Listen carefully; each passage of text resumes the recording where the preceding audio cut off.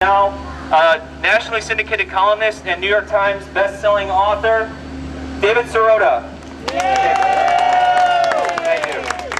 Thank you all for being here. You know, it's important for us all to understand what this is really all about. We are being told an incredible pack of lies about why this bailout needs to be passed and what it's all about.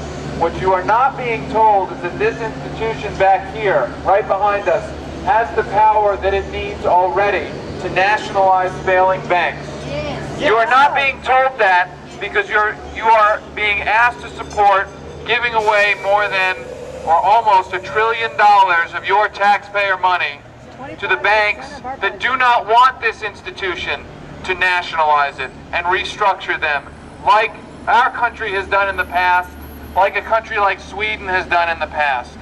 This is a historically radical proposal. Never in our country's history has our Congress passed a bill worth almost $1 trillion, giving it to one person, an unelected appointee, Henry Paulson, to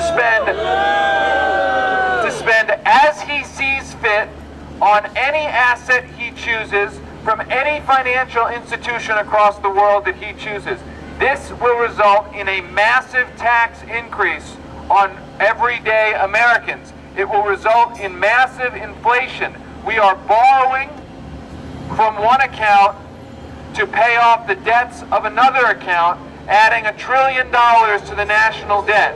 When you add money to the national debt, you put massive upward pressure on interest rates and on inflation. So the stakes here are incredibly, incredibly high. We are watching some of the most dishonest shenanigans in Washington as it relates to this bill. I just heard, for instance, that they're going to allow a vote in the Senate on taxing millionaires to pay for at least part of this. What they're not telling you is that they're only allowing a voice vote, meaning it's already rigged. They're having a vote to pretend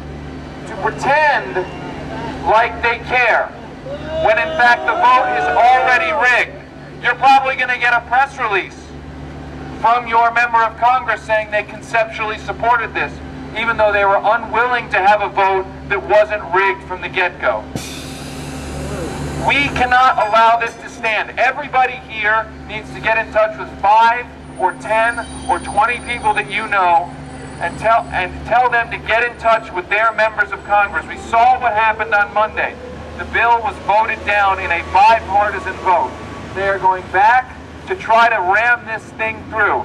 There is a huge amount of corporate money flowing into corporate lobbyists to try to ram this bill through, and in the Senate make it even worse by attaching new corporate tax cuts to this bill. So not only are they not going to pay for this bill, they're actually going to include more tax giveaways to corporate America. And the beauty of this for us as an organizing exercise is that this is a way we can forge a real coalition between right and left. You saw that vote in the House. It was progressives and conservatives taking a principled stand saying this is not acceptable. You better believe that if this bill passes, it will hamstring us for at least a generation on all of the priorities that we believe are important. You cannot add $1 trillion to the national credit card and expect to improve your roads, improve your schools, improve your bridges, have universal health care.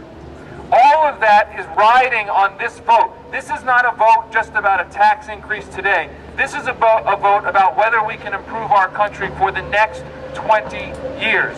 You cannot put $1 trillion onto the federal debt and expect to be able to fund anything. So what I'll say in closing is, get out there, contact as many people as you know, tell them to get in touch with your member of Congress, Republican or Democrat, and say that if they vote for this thing, they will be voted out of office. This should not stand, it cannot stand, it represents a radical departure from our country's history, and we have to do everything we can to stop it. Thank you very much. Yeah.